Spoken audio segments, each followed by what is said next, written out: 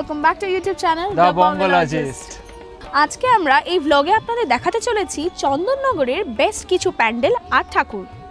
তো পুরো ভিডিওটা অবশ্যই আপনাদেরকে দেখতে হবে, বেশ জগদ্ধাত্রী পুজো যেগুলো আছে সেগুলো দেখার জন্য শেষ অবধি অবশ্যই দেখবেন।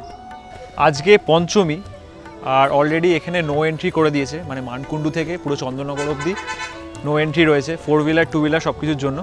মানকুণ্ডু স্টেশনের আগে একটা পার্কিং এরিয়া রয়েছে, সেখানে আপনারা বাইক গাড়ি দুটোই পার্ক করে তারপরে আপনাদেরকে ঢুকতে হবে। মানে এখান থেকেই, মানে স্টেশন রোডের 7 মিনিট আগে থেকেই নো এন্ট্রি করে দিয়েছে। আপনাদেরকে বাইক আর গাড়ি এখানে রেখে যেতে হবে, বাইকের জন্য 30 টাকা।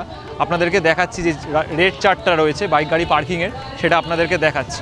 পার্কিংয়ের রেটগুলো আপনাদেরকে দেখিয়ে দিই। বাইকের জন্য 30 টাকা, সাইকেলের জন্য 15 টাকা, গাড়ি বা সুমোর জন্য 200 টাকা, অটো ভ্যানের জন্য 100 টাকা, টেম্পো ট্রাভেলার 400 টাকা, বাস বা লরি হলে 500 টাকা। এখানে পে করে বাইক বা গাড়ি রেখে তারপরে আপনাদেরকে যেতে হবে। আজকে রবিবার 26শে অক্টোবর, সময় এখন 6টা 53। আর মানকুণ্ডুতে ভিড়টা দেখুন। আজ যেহেতু রবিবার তাই জন্য বেশ ভালোই ভিড় রয়েছে, আর লাইটিংগুলো বেশ সুন্দর দেখতে লাগবে। আজকের প্রথম প্যান্ডেল সেটা হচ্ছে মানকুণ্ডু স্পোর্টিং ক্লাব। এবছর মুদিয়ালিতে যে প্যান্ডেলটা হয়েছিল দুর্গাপুজোতে, সেই প্যান্ডেলটাই এখানে তুলে ধরা হয়েছে। দেখতে কিন্তু অসম্ভব সুন্দর লাগছে। মানকুণ্ডু স্টেশন থেকে মাত্র 2-3 মিনিট হাঁটা পথে আপনারা এই মানকুণ্ডু স্পোর্টিং ক্লাবে পৌঁছে যাবেন।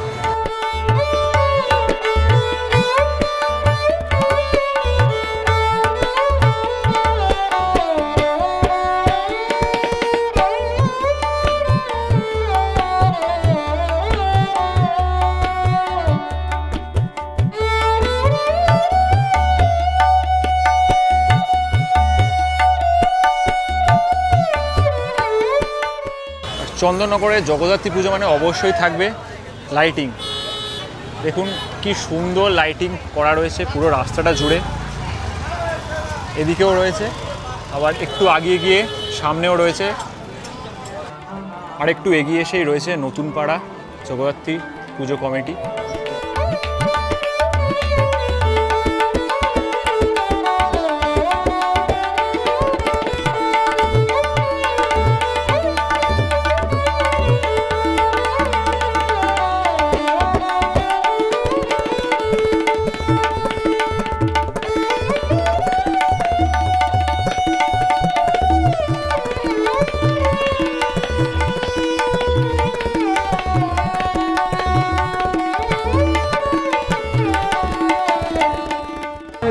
আমাদের পরবর্তী প্যান্ডেল হচ্ছে নিয়োগী বাগান, এটাও খুব সুন্দর করেছে।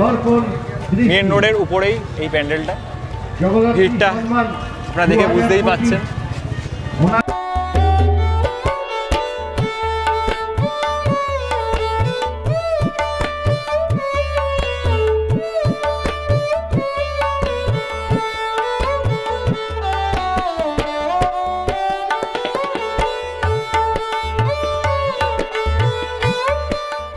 আমাদের পরবর্তী প্যান্ডেল মহাডাঙ্গা বালক সংঘ,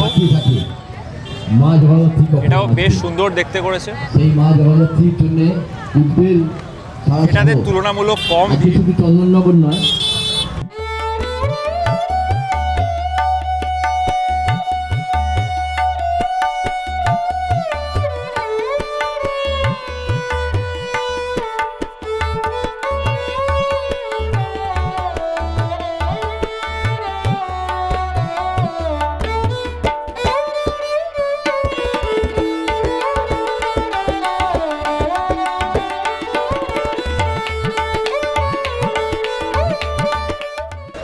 আমাদের পরবর্তী প্যান্ডেল হচ্ছে সার্কাস মাঠের জগদ্ধাত্রী পুজো। ভিতরে ঢুকে দেখানো যাচ্ছে না কারণ আজকে এখনও উদ্বোধন হয়নি, তবে ষষ্ঠীর দিন যারা আসছেন তারা দেখতে পাবেন ভিতরে ঢুকে।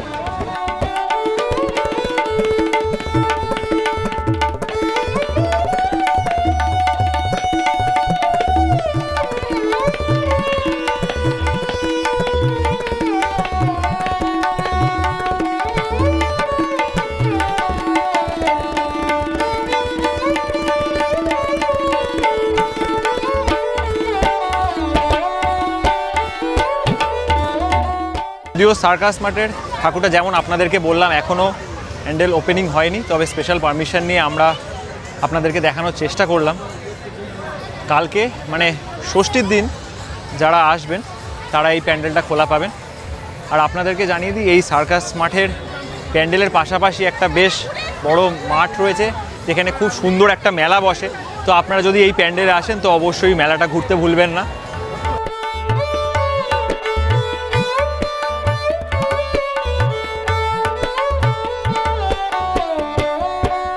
এরপরে আমরা চলে এসেছি তেমাথার রানীমা দেখতে। এটার জন্য সবাই অপেক্ষা করে। প্যান্ডেলটা সেরকম কিছু না হলেও ঠাকুরটা কিন্তু অত্যন্ত সুন্দর আর বেশ মিষ্টি। আপনাদেরকে ভিতরে গিয়ে আমি দেখাচ্ছি।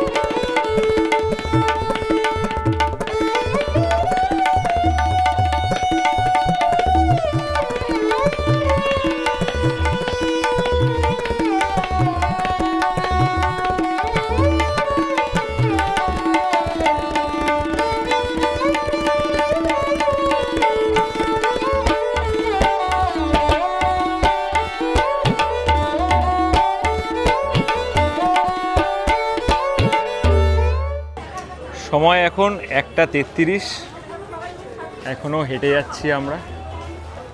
এবার আমরা যাচ্ছি হেলা পুকুরের দিকে। এটা এবারে খুব ফেমাস হয়েছে আর সেটা দেখার জন্য বেশ অনেকটা রাস্তায় কিন্তু হাঁটতে হচ্ছে। আরেকটা জিনিস দেখলাম, এখন যেহেতু রাত হয়ে গেছে মোটামুটি 2 হুইলার অ্যালাউ করে দিয়েছে, তো বাইকগুলো যাতায়াত করতে পারছে। আর আমরা যেহেতু হেঁটে দেখছি তো বেশ অনেকটাই কষ্ট হচ্ছে, কারণ সেই মানকুণ্ডু থেকে শুরু করেছি, এখনও হেঁটে যাচ্ছি।